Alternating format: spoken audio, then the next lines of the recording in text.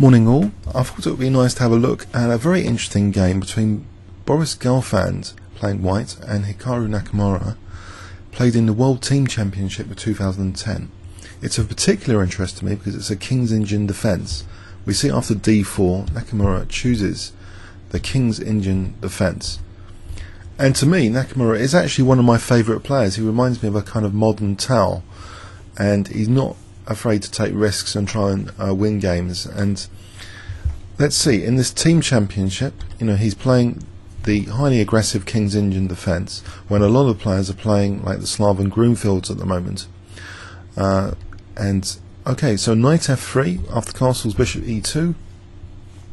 So far it's the classical variation of the King's Engine, a very classical beaten track so far.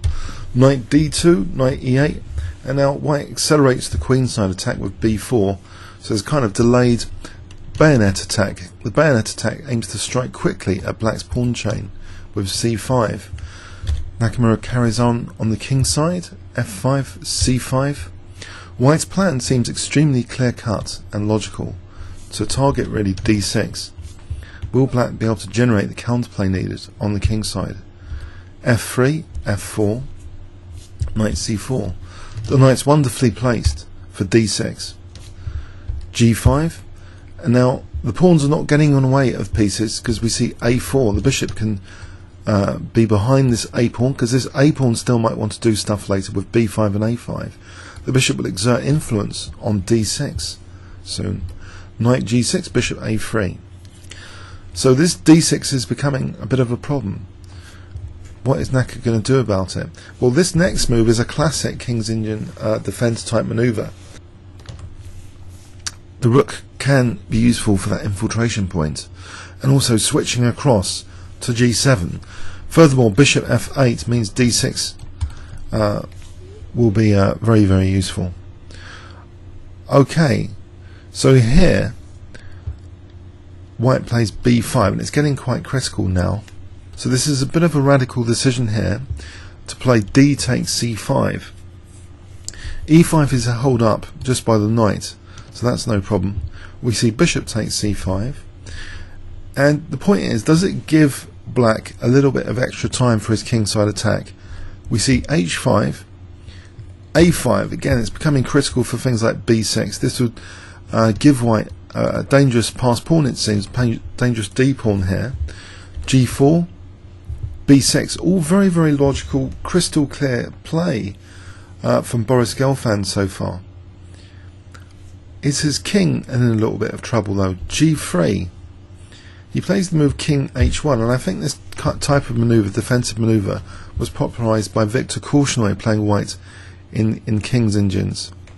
Nakamura plays, but he plays bishop f8, challenging the c5 bishop. Okay, white plays actually d6, so black's structure is really under fire here, and white's also given himself potentially this diagonal and the d5 square. Nakamura plays a takes b, and now the retreat, bishop g1. If white can neatly tuck the king away with maybe h3 if absolutely needed, then it looks as though this is fine. There's problems on the queen side. Okay, we see the move knight h4, and actually if white plays now h3 here, then actually bishop takes h3 looks quite possible as a dangerous resource. White didn't play that. White played rook e1, and okay, where is black's attack? He doesn't really want to take on h2.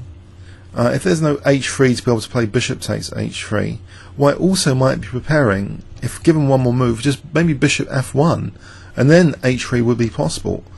And where would black's attack stand if there's no bishop takes h3 resource? So white is on the verge here of a very comfortable looking position where it's completely destroyed black's structure on the queen side and in the centre. And this e5 pawn also stands very vulnerably. Well, in this position, Nakamura comes up with a stunning move. I wonder if you can spot it if I give you 10 seconds. starting from now.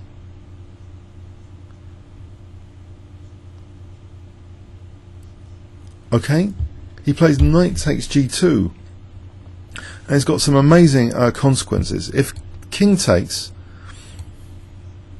let's have a look at the king takes.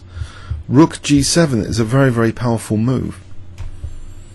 What can white do here? For example, d takes c7, queen e7, giving black time for the queen to still remain in access to h4, and now knight takes e4, believe it or not, is a threat for g takes and queen h4, and it's difficult for white to defend against this. For example, knight b6, knight takes e4, knight takes e4. This is just absolute slaughter for white, this type of position. This is a beautiful variation which might be possible under promoting and then mating. One of the many beautiful variations. Let's go back. So after rook g7, if h3, black can just play queen d7 here. That battery is useful for h3. It's actually very difficult for white to try and defend this position. We looked at knight b6. If something else like queen d8, well, there's all sorts, but queen e6 I think might be the most powerful move here, just coming to h3 again. Okay, so this is a very tricky position, and after knight takes g2, Gelfand just played d takes c7, and here another unexpected move. It looks as though the major threat to address is this queen, but as we know from yesterday, maybe we're biased sometimes by the opponent's threats at the expense of our own major opportunities, and Nakamura is not so biased in his games tactically as maybe many of us are, and he sees a major opportunity in this position. I wonder if you can spot it if I give you 10 seconds now.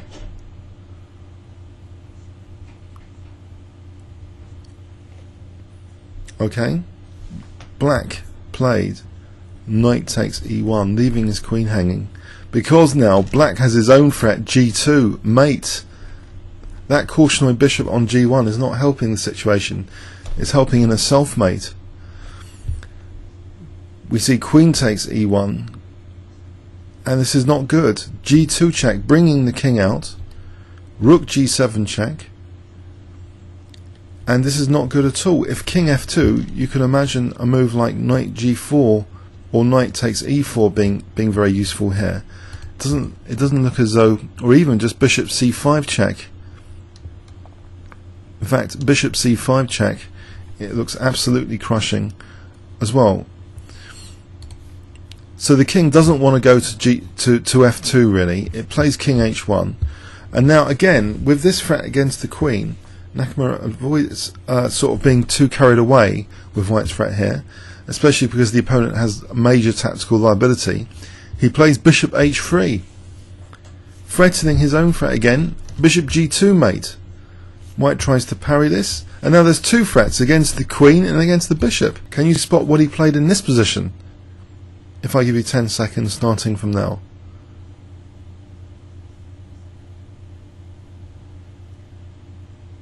Okay, queen d3. If bishop takes d3, then bishop g2 is mate. If bishop takes h3, then queen takes f3 is mating. This is hopeless now for white. White tries knight takes e5, protecting f3 and attacking the queen. Now bishop takes f1, leaving the queen hanging again, because now bishop g2 is threatening mate. White played queen takes f1. White is material down now. Queen takes c3. Rook c1. Queen takes e5. White is just, after the smoke clears now, white is just a piece down. After queen e6, Boris Gelfand had to resign. A crushing King's Indian defence victory. Despite white playing a series of very logical moves on the queen side, breaking through on the queen side, and apparently a classical defence with bishop g1, one move away from reinforcing his king side comes the crashing through move, knight takes g2. An amazing King's Indian win. Comments or questions on YouTube? Thanks very much.